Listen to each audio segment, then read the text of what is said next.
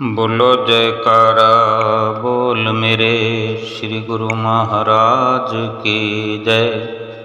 सभी गुरुमुख प्रेमियों से सप्रेम जय सच्चिदानंद। महापुरुषों के वचन हैं, सिमर सिमर गुरु सतगुरु अपना सगला दुख मिटाया। ताप रोग गए गुरु वचनी मन इच्छे फल पाया। मेरा गुरु पूरा सुखदाता करन कारण समर्थ स्वामी पूरन पुरख विधाता। मैंने अपने सतगुरु का बार बार सुमरन करके अपना सब दुख दर्द दूर कर लिया है। सतगुरु के पावन वचन सुनकर अपना ताप और आत्मिक रोग दूर कर लिए हैं। मेरे श्री सतगुरुदेव सर्व गुणों की खान हैं और पूर्ण सुखों के भंडार और सुखों के दाता हैं, दातार हैं। वो करण कारण सर्व कला समर्थ और परम पुरुष पूर्ण धनी। मतलब कि श्री सतगुरुदेव साक्षात परम ब्रह्म है। उन्हीं के वचन स्वयं परमात्मा के वचन हैं, स्वयं भगवान के वचन हैं, जिन्हें भजने से, जिनकी सेवा करने से, जिनके साथ संबंध निभाने से सब शोक रोग दुख दूर हो जाते हैं। और उनके एक झलक मात्र के दर्शन का भी वर्णन जो है महिमा से बाहर है। उनके दर्शन की महिमा वर्णन से बाहर है। ये एक प्रेमी की पुकार है, एक प्रेमी के हृदय के उद्गार है कि वो अपने सद्गुरु को इस प्रकार समझता है, इस प्रकार का दर्जा देता है जीवन में कि मैं अपने सतगुरु का बार बार जो स्मरण करता हूँ, उनको याद करना, उनसे मिले हुए शब्द का अभ्यास करना, उनकी बताई हुई सेवा करना, इस प्रकार से मैंने अपने सभी दुख दूर कर लिए हैं, सभी प्रकार के दुख दूर कर लिए। ये कितनी जो सरल वाणी है कि एक गुरुमुख प्रेमी ये वर्णन अगर करता है तो इसके पीछे भी बहुत बड़ी कुर्बानी, बहुत बड़ा त्याग होता है। सतगुरु के वचनों की पालना करना, सतगुरु का स्मरण करना कोई आसान कार्य नहीं है। अगर आसान होता तो सभी कर लेते, लेकिन हाँ, जो समझ लेते हैं कि मेरे सतगुरु ही पार ब्रह्म परमेश्वर हैं, यही करण करावनहार हैं, ये समर्थ हैं, संपूर्ण सुख देने वाले हैं, तो वो संसार की खोज छोड़ देता है। संसार में देखते हैं दुनिया सुख ढूंढती फिरती है, सुख के पीछे भटकती फिरती है, सुखों को खोजती फिरती है। इतनी ख्वाहिशें मन में हैं कि उम्र तो आगे बढ़ रही है, लेकिन हम जाने कहाँ पीछे रह गए हैं। ख्वाहिशों का एक बोझा लेकर के नित्य प्रति बढ़ती हुई ख्वाहिशें, बढ़ती हुई इच्छाएं, कामनाएं लेकर के हम कहीं पिछड़ गए हैं और उम्र है कि आगे बढ़ती जा रही है, बढ़ती जा रही है। अब ना तो हमारी इच्छा पूर्ण होगी, ना हम इस बढ़ती हुई उम्र के साथ चल सकेंगे। जो उम्र के साथ चलते हैं, जिनकी ख्वाहिशें केवल प्रभु परमेश्वर के साथ जुड़ी हुई हैं, उसी के साथ अपनी जीवन की सफलता मानते हैं, जिन्होंने समझ लिया है जीवन में कि पार ब्रह्म परमेश्वर मेरा सतगुरु ही संपूर्ण सुख को देने वाला है, जिसके पास संपूर्ण सुखों का भंडार है, जिनके चरणों की भक्ति प्राप्त होने मात्र से ही सुखों के भंडार से जुड़ाव हो जाता है। फिर वहाँ कोई लिमिट या कोई दायरा नहीं रहता कि कितना सुख मिलता है। सुखों का भंडार, सुखों के भंडार से कनेक्शन हो जाता है। आम संसार कब जान पाएगा इस बात को कि सुखों का भंडार तो सतगुरु हैं और हम तो भटक रहे हैं नफसानियत के पदार्थों में, सुख नाम को नहीं है। एक सुख की तलाश में सारे संसार में, सारे संसार की कामनाओं में, वासनाओं में भटक गए हैं। एक सुख को पाने के लिए जाने कितने दुख हमने उठा लिए। अगर कामनाओं का बोझा हम नीचे पटक दें, सुख तो अपने आप ही मिल जाएगा, लेकिन ये मुश्किल जरूर है। लेकिन जब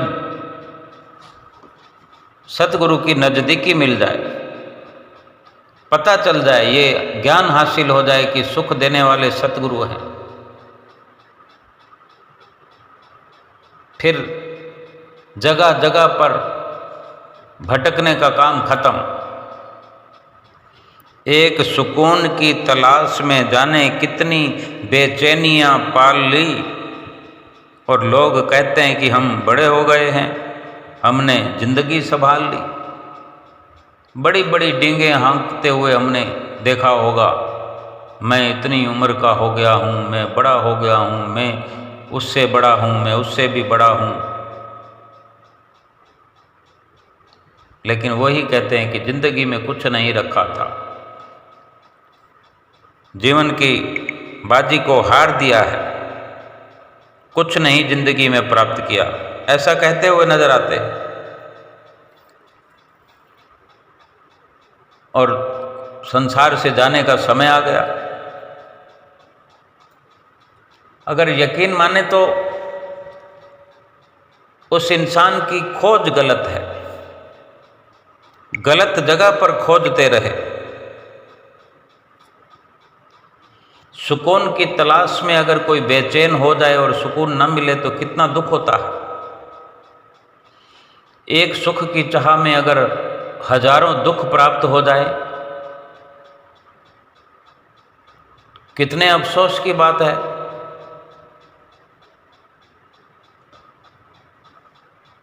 जो रास्ते से भटका हुआ है, जिसे रास्ते की पहचान नहीं है, रास्ता बताने वाला कोई नहीं है, कोई मार्गदर्शक नहीं है, खुद जानता नहीं है, वो सफ़र कैसे शुरू करेगा और कहाँ पहुँचेगा। चलन चलन सब कोई कहे, मोहे अंदेशा और, चलन चलन सब कोई कहे, मोहे अंदेशा और, सतगुरु से परिचय नहीं, पहुँचेंगे कहीं ठोर। भाई चलने की बात सभी करते हैं, जाना है जाना है, जाना तो पड़ेगा, लेकिन जाएंगे कहाँ। जो लेकर जाने वाला है, जो रास्ता दिखाने वाला है, जो रास्ते का भेद जानता है, क्या उससे परिचय हुआ? हमने परिचय कर लिया है? अगर परिचय नहीं किया है तो रास्ते की शुरुआत कैसे करेंगे? बाहरी सफ़र जो हम करते हैं, अपने शहर से जाना होता है तो किसी से पहले पहचान वाले से पूछना पड़ता है कि कौन सी तरफ से जाना है, और जो मील का पत्थर जो लगा होता है सीमाओं पर चारों तरफ की, वहाँ से शुरू होता है सफ़र। हमने पूछ लिया होता है कितने नंबर सड़क से हमने शुरू करना है, दिल्ली जाना है या जयपुर जाना है, उत्तर प्रदेश जाना है, जहाँ भी जाना हो। तो एक शुरुआत करने के लिए मार्गदर्शक या किसी का मार्गदर्शन तो चाहिए। जब हमें पता नहीं है और एक बार जाएंगे तो फिर बहुत कुछ पता भी चल जाएगा। बार बार जाते हैं तो फिर कंठस्थ हो जाता है, दूसरे को बताने लग जाते हैं कि हम उस रास्ते से गए थे। एक बार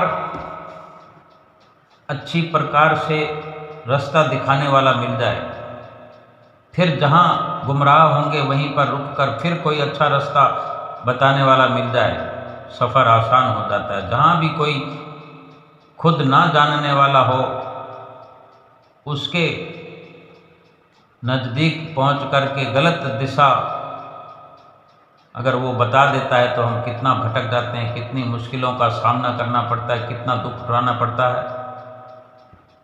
किया कराया सफ़र बेकार हो जाता है, फिर वापस लौटना पड़ता है, फिर नया सफ़र शुरू करना पड़ता है। कितनी बेआरामी हो जाती है, बेचैनी हो जाती है। कहीं पहुँचे नहीं और चलते चले जा रहे हैं। गाड़ी में तेल भी खर्च हो गया, गाड़ी भी खर्च हुई, हमें परेशानी भी हुई, समय भी खराब हो, सुबह से शाम हो गई और हम चलते रहे और पहुँचे कहीं नहीं। यही तो फरमान है कि चलन चलन सब कोई कहे, मोहे अंदेशा और। सतगुरु से परिचय नहीं तो पहुँचेंगे कहीं ठोर। ये बाहर के सफ़र की बात में हम अंदाज़ा लगा सकते हैं कि कितनी बेचैनी हो जाती है। हजारों हजारों समझाने वाले होते हैं, लेकिन फिर भी हमारे पल्ले कोई ऐसा समझाने वाला मिल जाए जो गलत रास्ते की शुरुआत करवा दे, या हम ही किसी ऐसे ही मार्गदर्शक के पल्ले पड़ जाएं जाकर, तो कितना भुगतान करना पड़ेगा। ऐसे ही भीतर का सफ़र है, आत्मिक सफ़र है, रूहानियत का सफ़र है, परलोक का सफ़र है, भगवान के घर का सफ़र है। कि महापुरुष फरमाते हैं कि चलन चलन सब कोई कहे। सफ़र की बात सब कहते हैं, एक दिन जाना है, एक दिन जाना है,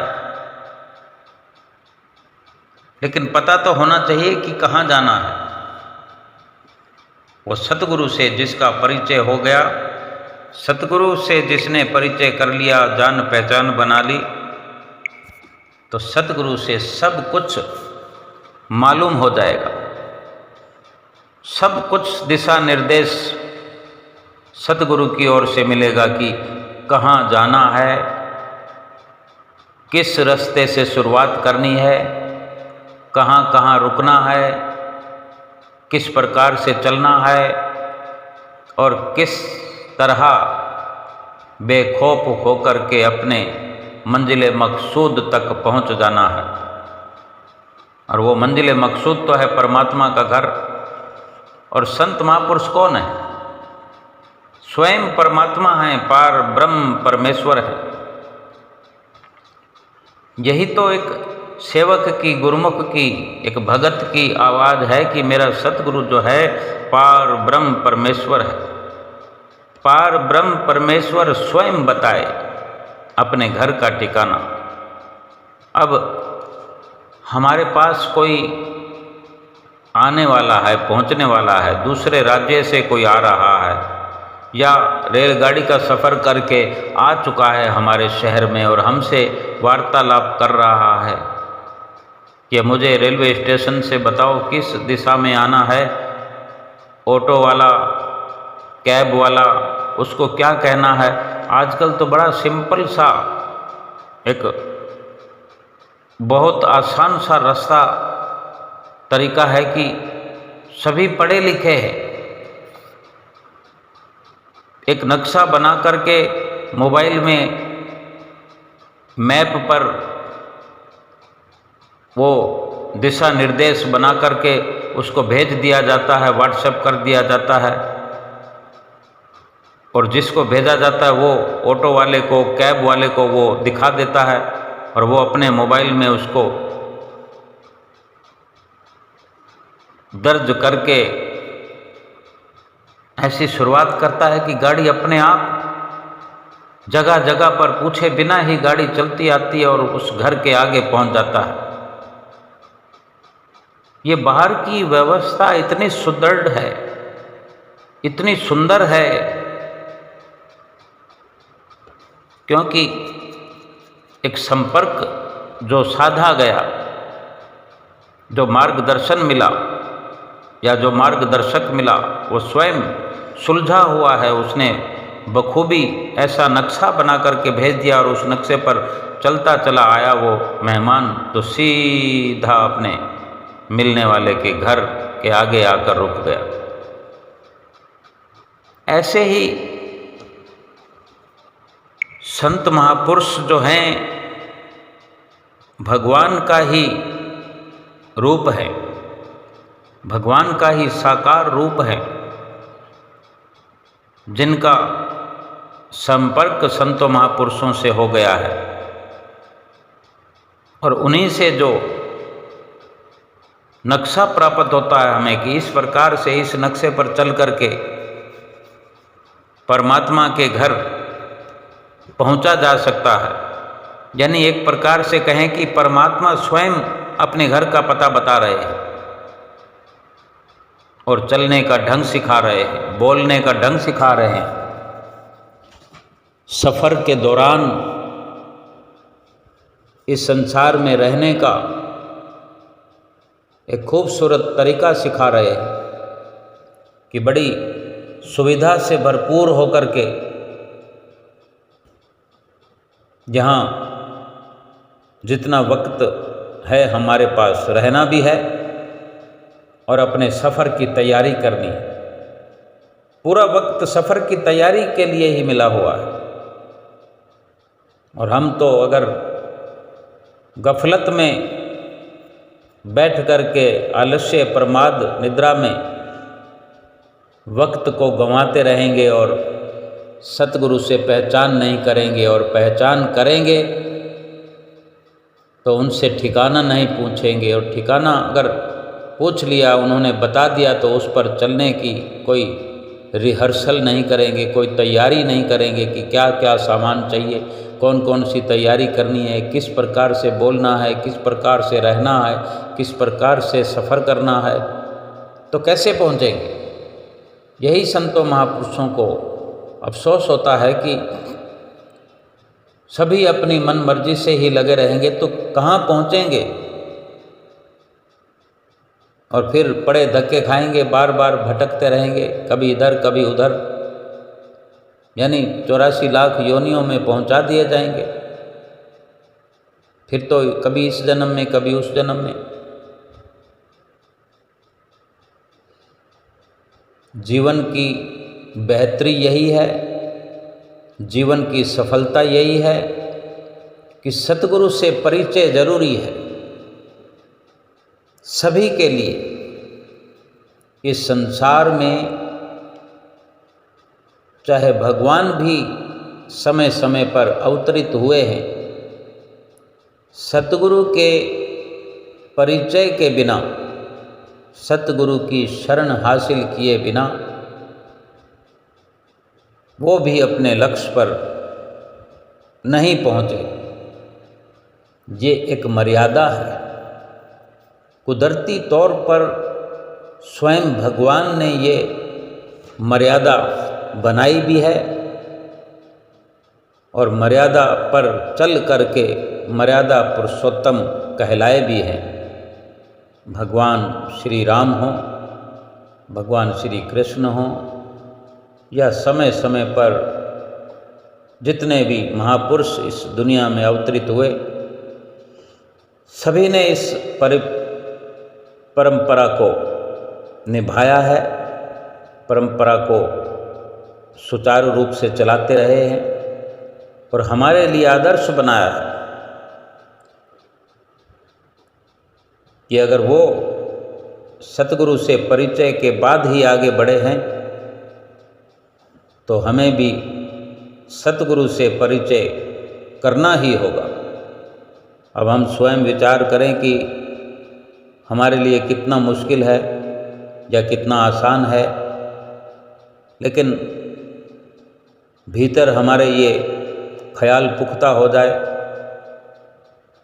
ज़रूरत हम समझने लगें कि हमें ज़रूरत है, बस हमने सतगुरु से परिचय करना है, इरादा अटल हो जाए तो फिर कोई दूरी रह ही नहीं सकती। इस दुनिया में कितनी की दूरी हो सकती है। कुछ चंद दिनों में दुनिया की सैर की जा सकती है, लेकिन ये आध्यात्मिक सैर जो है, रूहानी सैर जो है, ये तो स्वयं परमात्मा सारी व्यवस्था करते हैं। हम देखते तो हैं, हम गुरुमुख प्रेमियों के जीवन में कितना कुछ देखने का अवसर मिलता है, समझने का अवसर मिलता है कि श्री गुरु महाराज जी देखो, अभी 2-4 दिन पहले, कुछ दिन पहले श्री आनंदपुर में विराजमान थे। अभी वैसाखी का शुभ पर्व व्यतीत हुआ है। श्री गुरु महाराज जी श्री आनंदपुर में कितनी ढेर सारी संगतों को श्री दर्शनों से, सेवा से, सुंदर सुंदर लीलाओं से निहाल करते रहे, रात और दिन, एक पल के लिए भी आराम नहीं। और कितनी हजारों लाखों की संख्या में गुरुमुख प्रेमी आते रहे, जाते रहे, श्री आनंदपुर दरबार से दर्शनों का लाभ प्राप्त करके। कोई संगत घर को जा रही है, फिर नई आ रही है, वो जा रही है तो फिर नई संगत आ रही है। श्री गुरु महाराज जी ने कहाँ कहाँ से आई हुई संगतों को निहाल किया, मार्गदर्शन किया, उनके पथ प्रदर्शक बन करके सत्संग से, भक्ति से, 5 नियमों के आदेश देकर सबको ये रूहानी रास्ता दिखाते रहे। अब श्री आनंदपुर से चलकर अभी ग्वालियर परम धाम में थे, अब श्री संत नगर, और फिर मौज के अनुसार जहाँ जहाँ भी कृपा करेंगे, फिर कृपा करते करते श्री प्रयाग धाम में विराजमान हो जाएंगे। फिर वहाँ से जाने कहाँ के लिए चल पड़ेंगे। कब किस वक्त हिंदुस्तान में होते हैं और अपने देश में होते हैं, और कब विदेश पहुँच जाते हैं, लंदन, कनाडा, अमेरिका पहुँच जाते हैं। तो ये सारी व्यवस्था उन्हीं की तो हुई कि गुरुमुख प्रेमियों को, जो उनकी रूहें हैं, वो मन के अंदर अपने भीतर ख्याल, अपना इरादा अटल करें। सतगुरु स्वयं पहुंच जाते हैं उनके पास, अपने भीतर की आत्मा की आवाज़ को बुलंद करें। खुदी को कर बुलंद इतना कि खुदा खुद तुमसे पूछे कि बता तेरी रजा क्या है, क्या चाहता है तू, ऐसा स्वयं आकर पूछते हैं। ऐसी व्यवस्था है संतों महापुरुषों की। और हम कहाँ संसार के ख्यालों में खो रहे हैं, संसार की झिलमिल में अपने आप को भटका रहे हैं। और सतगुरु हमारे लिए इस दुनिया में अवतरित हुए हैं, हमारा रास्ता देख रहे हैं, हमारी चित्त वृत्तियों को देख रहे हैं कि एकाग्रता बने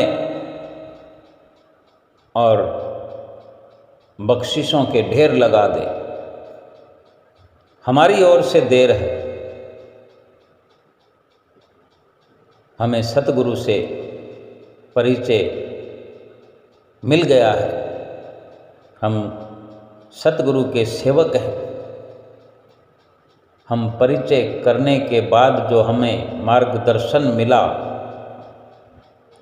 उसका हमें ख्याल करना है कि जो हमें श्री गुरु महाराज जी ने 5 नियमों की पालना के लिए नित्य प्रति समझाया है, समझाते ही रहते हैं, आदेश करते रहते हैं। हम उनके 5 नियम पालन करने में अपने आप को तटस्थ करें, अपने आप को हर वक्त 5 नियमों की पालना के दायरे में खड़ा करें। 2 घंटे भजन अभ्यास भी नित्य प्रति करें तो सतगुरु की प्रसन्नता भी मिलेगी और जो सतगुरु से परिचय करने का लाभ है वो हमें मिलेगा। कैसे सफ़र शुरू करना है, किस मंजिल पे पहुंचना है, कितने सुख सुविधाओं से पहुंचा जा सकता है, सारी की सारी व्यवस्था स्वयं सतगुरु करने वाले हैं। हमें तो केवल बस चलना है। बहुत आसान ये सतगुरु का बताया हुआ रास्ता है। इस लोक में भी हम आसानी से ये लौकिक सफ़र करते हुए सतगुरु की याद अपने भीतर बना करके और परलोक का सफ़र भी हम रूहानी स्तर पर रूह को रूहानी सफ़र से परमात्मा के असली घर तक पहुंचाने का कार्य, जो हमारा असली मकसद है इस जीवन का, उस मकसद को पूरा करें और लोक परलोक सुहेला करें। बोलो जयकारा बोल मेरे श्री गुरु महाराज की जय।